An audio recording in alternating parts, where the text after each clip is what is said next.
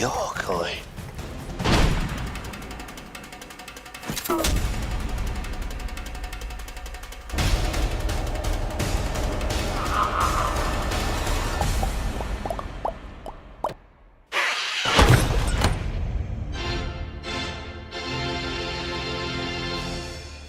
Кино маань Том нэртэй нэгэн хүү найз нартайгаа төрсөн өдрөө тэмдэглэж байгаагаар эхлэх бөгөөд Томын ээж нь төрсөн өдөрт дуудсан алиалагч хоцорч ирэх хооронд бялууг нь зүсэж Том болон найзууд нь хувааж өгөөд хутгаа угаахаар аяг тав угаагч дотроо дээш нь гоцойлгон харуулж хийдэг.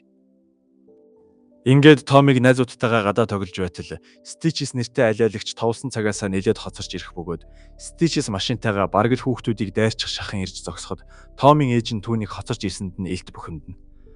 Дараа нь Stitches ажилдаа орж хүүхдүүдийг инээлгэхийн тулд янз бүрийн үзүүлбэрүүд үзүүлсэн боловч тэдэнд таалагдаагүй тул хүүхдүүд түүнийг шоолон инээлдэж тохуурхацгаана. Улмаар нэг нь сэмээрхэн гутлынхын үдээснүүдийг нь хооронд нь холбож зангидахад Томч түүн рүү бөмбөг шидснээр Stitches тэнцвэрээ алдан арагш савж ундаг.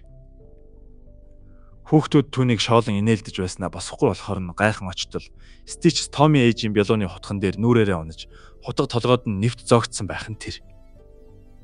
Stitches ч манарсан байдалтай босч ирээд толгойдоо зоогдсон хутгаа авахад шахнаас нь маш их цус садран гоожиж шал руу урсан. Айж балмагдан зогсож байсан Tommy нүрийг улаанаар будна. Stitches хутгаа барин айж хүчсэн Tom руу дайрах гэсэн боловч өөрийнхөө цусан дээр хальтран унаж гартаа байсан хутгаа алдахад хутга эргэлцээр доош унахдаа дахин нүүрэн дээр нь зоогдсон Stitches-ийг алдаг. Ингээд Stitches нас орсны дараа Tom нууцаар түүний оршуулгын ёслолыг нь ажиглаж бүх хүмүүс тарсны дараа хийсэн зүйлдээ гимшин түүнд хүндэтгэл үзүүлэхээр булшин дээр нь очино. Гэтэл энэ үед тэр хачирхалтай чимээ сонсож баахан алиалагчид ойролцоох бунхан руу орж байгааг харах ба өнөөх алиалагч нар ч нэг өндөг барьчихсан ямар нэгэн учир битүүлэг зан үйл хийж байдаг. Томыг нууцаар харж байтал алиалагчид гинт түүнийг анзааран барьж аваад үзүүлбэрээ үзүүлж дуусгаагүй алиалагч хизээч мөнх нойрсож чаддаггүй гэж түүнд анхааруулхад Том ч маш их айдаг. Ингээд 6 жил өнгөрч Том ахлах сургуульд орсон ч Stitches-ийн үхэл түүнд маш хүн дээр нөлөөлж травматай болсон нь илэрхий болдог. Томыг ээжтэйгээ өглөөний цайгаа ууж байтал ээж нь удахгүй болох. Томын төрсөн өдрөөр завгүй учраас хамт байж чадахгүйгээ хэлээд Томыг найзуудыгаа урьж төрсөн өдрөө тэмдэглэхийг санал болгоход Том ч томтой юм хэлэлгүй тойруулаад өнгөрнө. Дараа нь Том сургууль дээрээ ирж 6 жилийн өмнө үдшилэг дээр нь байсан багийнхаа найзуудтай таарах ба тэр Winnie гэдэг найзтай хагас санд гэрт нь ирж хамт кино үзэхийг урихад Winnie ч Том гэртээ ганцаараа байна гэдгийг мэдээд үдшилэг хий гэхэд Том үдшилэг зохиохыг хүсэхгүй байгаагаа тайлбарлахыг оролддог. Гэтэл энэ үеэр багш нь гинт алиалагчийн дүрд хувиран тэдэн дээр ирээд найз Winnie-гийнх нь бэлэг эргэтнийг тасар татан авахд тэрүүгээр нэг цус садран асгарна. Улмаар багш нь Winnie-гийн эргэтнийг шаарнаас өлгөхөд Winnie ч өөрийнхөө эргэтнийг авах гэж оролдон анги даяар түүнийг шоолон инээлддэг. Гэтэл гинт багш нь цааснуудаа хураалгах гэж чангаар хэлэхэд Том ч ухаан орох ба саяын болсон бүх зүйлс ердөөл түүний хий төсөөлөл байж таардаг. Оройн Том хүүхэд насныхаа Crash Kate-тэй цагийг хамт өнгөрүүлдэг байсан модон дээрх байшин руу гарч дурангаар Stitches-ийн болж байгаа оршуулгын газрыг ажиглаад Stitches-ээс үлдсэн зоосыг гаргаж ирэн түүний үхлийн талаар эргэн дурсна. Тэгээд Том дурангаа Kate-ийн байшин руу эргүүлж түүнийг ажиглах гэсэн боловч Kate хөшгөө хааж орхидог. Маргааш нь Том Kate-ийг өрхийн тулд үдшилэг зохиохоор шийдэн найзуудтай төрсөн өдрийн үдшилгийн урилга тараатал Winnie ч илүү том үдшилэг зохиохыг хүсэж цахим хуудасаараа дамжуулан бараг л сургуулийнхаа бүх хүүхдийг Tomын гэрт болох үдшилэгт урьж орхино. Харин энэ үеэр Том Kate-ийг төрсөн өдрийнхөө үдшилэгт урьж амжих ба тэр Kate-ээс салж коридороор явж байхдаа хутга барьсан алиалагч олж харан маш их айсан боловч энэ нь ердөөл түүний төсөөлөл байж таардаг. Ингээд Томыг анги руугаа явж байтал сургуулийнхан дээрлэхүү хосууд болох Паул Сара хоёр түүнийг барьж аваад үдшилгийнхэн талаар асууж хоргоон өргөдөөгүй ч гэсэн үдшилэгт нь очино гэж хэлээд Томыг төмсөгдөж орхино. Хичээл тарсны дараа Winnie компьютер дээрээ Томын үдшилэгт хинхэн ирэхээр болсныг шалгаж байтал Томын түүнд өгсөн урилга онгорхой цонхоор салхинд хийсэн явсаар ямар нэгэн муу зүйлийг зүгэнсэн мэт яг Stitches-ийн бушин дээр очиж тогтдог. Ингээд маргааш нь Томын төрсөн өдөрч болж түүнийг гэрээ цэвэрлэж байтал найзууд нь ирж төрсөн өдрийн үдшилэгт нь хамтдаа бэлтгэцгэн. Удалгүй зочид ч эхнээсээ ирж эхэлцгэн. Томын гэр нэг л мэдхэд хүмүүсээр дүүрч бүгд зад шоудцгааж эхлэх ба энэ үеэр Stitches булшнаас амьлан гарч ирдэг.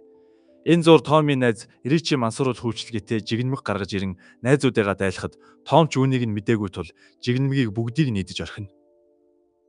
Том дараа нь ямар учиртай жигнэмэг байсныг ойлгож өөрийгөө сэргээхээр 0 орж нүрээ угаасан боловч ямар ч тус болдоггүй бөгөөд тэр Crash Kate-ийг ирэхэд мансуурсан байдалтай хий юм гүлрэн зогсож байдаг.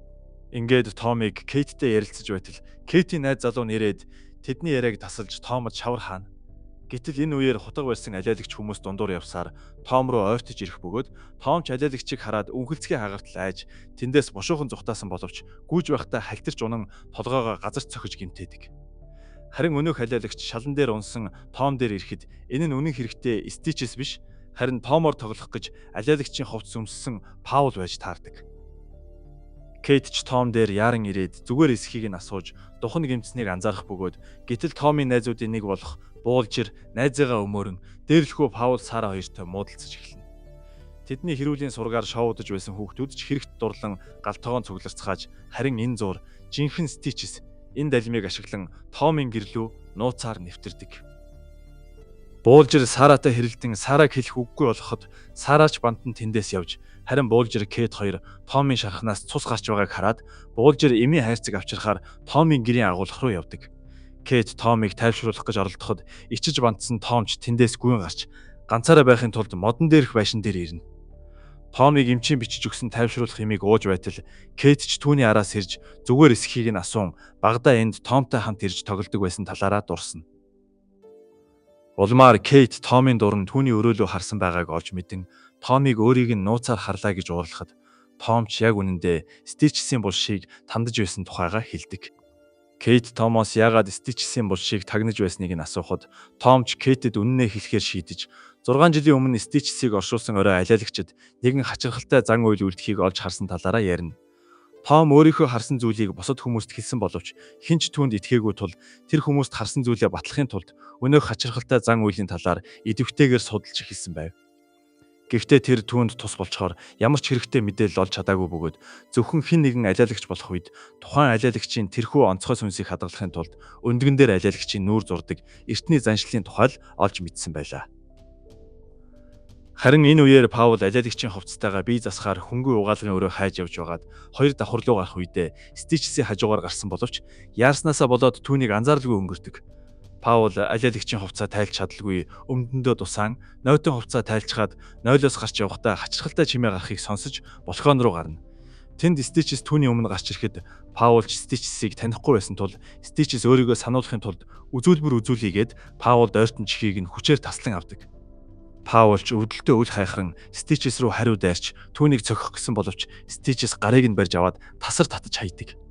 Ингээд Паулыг газарт өвдөглөн суухад Стичес амруу нь гараа хийн дотроос нь туулай гаргаж ирснэ толгойг нь тасарт хүчтэй өшгөлөхөд Паулын толгой агаарт эргэлцсээр ойролцоох нууран дотор унаж доош живнэ. Ингээд эхний хохирогчоосоо өшөөгөө хэрцгийгээр авсан Стичес дараагийн хохирогчийнхоо байршлыг нь мэдж авахаар хамраа салгаж аваад газарт өнхрүүлнэ.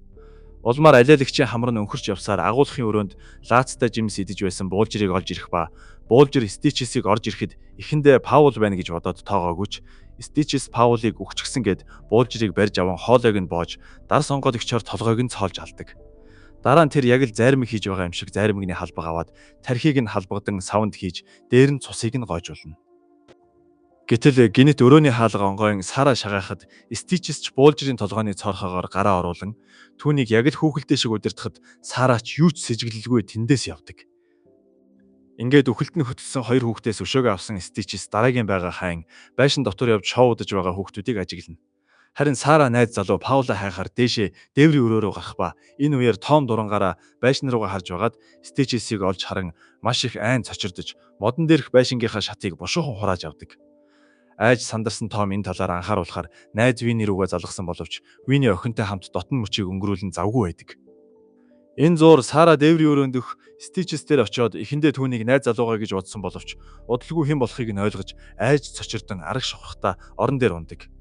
Стичес шүхэр гаргаж ирэн Сара руу дайрах гэсэн боловч Сара дүүхлэнийхээ нарийнхан шавх өсхийг түүний хүзүү рүү зооно. Гэсэн ч зомби Стичес юу ч болоогүй юм шиг өсхийг нь суглан авах ба Сарач алиалагч руу нулимчгаад тэндээс зугтах гэтэл Стичес араас нь шүхрээ хүчтэй шитгэхэд шүхэр Сарагийн толгойг нь цөмлөн гарч түүнийг алдаг. 3 дахь өшнөөсөө амжилттай өшөө авсан Стичес дараагийн байгаа хайн хамраа дахин өнхрүүлсэн боловч тэжээвэр муур хамрыг нь олоод тоглож эхлэхэд Стичес ч муурыг хэрцгийгээр алдаг. Энэ зуур Вини утсаа авахгүй байсан болохоор Том модон дээрээсээ бууж ирээд Винигийн анхаарлыг татахаар цонхруу чулуу шидсэн боловч Вини Томыг тоолгүй завгүй байна гэд цонхоо хаана. Яахаа мэдэхгүй айд сандарсан Томч Кейт дээр ирээд Стичес буцаж амьлан энд ирчихсэн байгаа талаар хэлэхэд Кейт түүнд итгэдэггүй бөгөөд тэгтэл Кейтийн найз залуу нэрээд Томыг тэндээс хөөдөг. Томч хөгжмийн дууг багасхан хүүхдүүдэд алуурчин алиалагчийн талаар анхааруулах гэсэн боловч согтож мансуурсан хүүхдүүд Томыг тоглож байна гэж бодоод хэлсэн зүйлийг нь огт тоодоггүй.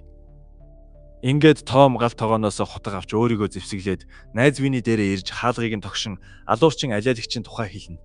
Харин энэ үеэр тэдний найз Ричийн гадаа өв сорон сууж байтал алиалагчийн улаан хамар түүнийг олж ирэх ба удсанчгүй Стичес араас нь гарч ирээд Ричи рүү дайрн түүний эцсийг зүсдэг.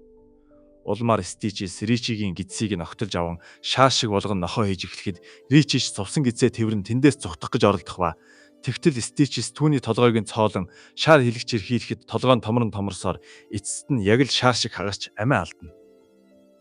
Энэ зуур Вини Томи ятгалганд итгэж дээврийн өрөөг шалгасныхаа дараа хамт байсан охин дээрээ буцаж ирээд эндээс явах хэрэгтэй тухай хэлтэл үнэн хэрэгтээ нөгөө охин нь аль хэдийн явчихсан харин оронд нь Стичес гарч ирээд түүн рүү дайрдаг. Стичес Винийг цохиж унгатал араас нь Том хутгаа барин дайрч нуруунд нь хутгаа зооно. Вини чинь боломжийг ашиглан алиалагчийг хүнжлээр бүтээн тэд Стичесийг хүнжлийн гаднаас нүүр нүдгүү өшгөлдөг. Дараа нь тэд доошоо бууж байшингаас зүхтах гэсэн боловч Том Кейтийг аврах хэрэгтэй гэж Винийг ятгаснаар тэд гадагш зүхтахаа болж Кейтийг хайж эхэлнэ. Ингээд Вини Том хоёр Кейт болон бусад хүүхдүүдийг хайн байшин дотор явж алиалагчид ахин баригдахгүй тулд шүүгэн дотор орж нуугдана. Улмаар тэд Стичесийг явж өнгөрсний дараа нуугдсан газраасаа гарч ирэх ба харин энэ үеэр нэг охин Ричийг хайж явж байгаад түүний аимшигтай болсон цогцсыг олж айсандаа чангаар хашгирдаг. Охины дуугаар шоудж байсан бүх хүүхдүүд гадагш харахад зомби Стичес гарч ирээд хүүхдүүдийг занал хийлэн тэдэн рүү ойртож ирнэ. Бүгд маш их айн тэндээс орилон зүхтаацгааж Кейт ч алиалагчийг танин цочирдох бөгөөд гэтэл яг энэ үед Том гарч ирээд Кейтийг дагуулan зүхтаадаг. Гэсэн ч Стичес тэдний араас хөөм Кейтийг сундаг бүрштэй гараараа цохиж ухаан алдуулдаг. Кейтийн ухаан алдахыг харсан Том түүн дээр ирээд сэргээх гэж оролдож байтал Стичес ирээд Томыг үснээс нь чирэн галтогоонд авчирч угаалтуур живүүлэх гэж оролддог. Том ч алиалагчтай тэмцэлтэн гараас нь мултарч ойрхон байсан аяг угаагчийг аваад түүний ам руу шүршгэд Стичес аман дотроо үүссэн хөөснүүдээр тоглож эхэлнэ. Ингээд тэр Том руу дахин дайрах гэтэл Том түүнийг хөргөгчний хаалгаар цохиж харин энэ зур Кейт сэргээд хутаг аван Стичесийн сохор нүд рүү дахин хутах шиддэг.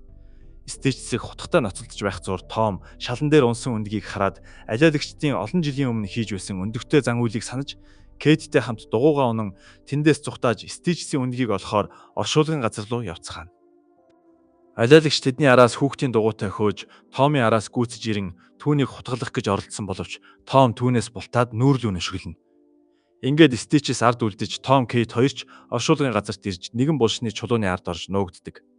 Тэд хэсэг нуугдсны эцэст Стичесийн өндөг байгаа буунхан руу гүйцгээж хашааных нь хаалганы цоожийг эвдэн дотогш ороход Том Кейтийг буунхан руу ороод Стичесийн өндгийг хагал гээд өөрөө хаалгыг нь манаж үлдээ гэсэн боловч Кейт татгалзан өөрөө гадаа үлдээд Томыг буунхан руу оруулдаг. Том дотогш ороод алиалагчдын өндгөөр дүүрэн ханын тавиураас хайж эцэст нь Стичесийн өндгийг олж өндгийг авахар хамгийн дээд талын тавцан руу авирч байгаад тэнцвэрээ алдан унаж тавиур дээрх бүх өндөгнүүдийг татаж унгана. Ингээд Том Стичесийн шилэн савтай өндгийг аваад тагийг нь нээх яг тэр агшинд Стичесийн гар сунан түүнийг цохиж унгаан Кейт тэр хоёрыг хоёуланг нь барьж авдаг. Улмаар Стичес өндгөө аваад тэдний хэнийг нь төрүүлж алах вэ гэж асууж байтал Томч найз Винийн Стичесийн араас нууцаар гитэж байгааг олж харна. Том Стичесийн анхаарлыг сарниулан зоос шидэж шийдий гэсэн санал гаргахад алиалагч зоос гаргаж ирэх үед Вини сэмхэн ард нэрээд яг л 6 жилийн өмнөх шиг үдээсүүдийг нь хооронд нь зангидна. Ингээд Стичес зоосоо шидэх үедээ тэнцвэрээ алдан унаж өндгөө алдан дээрээс нь унсан боловч өндөг хамарт нь ойж бүтэн хിവэрээ үлддэг. Гэтэл Том Стичесийн араас түүнийг хүчтэй өшгөлөхөд Стичес энэ удаад биеийнхээ хүчээр өөрийнхөө өндгийг бяцлан хагалж өөрөө ч мөн өндөг шиг бяцран өндөгний шар шиг зүйл биеэс нь гоожин замхарч зөвхөн хувцас нь үлддэг. Ингээд 6 сарын дараа Том Кейт хоёр хоорондоо үерхэж эхлэн хамтдаа цагийг зугаатай өнгөрүүлж байх бөгөөд гэтэл яг энэ үеэр нэг хөгшин алиалагч Стичесийн өндгийг дахин эвлүүлэн нааж бүтэн болгож байгаагаар кино төгсдөг.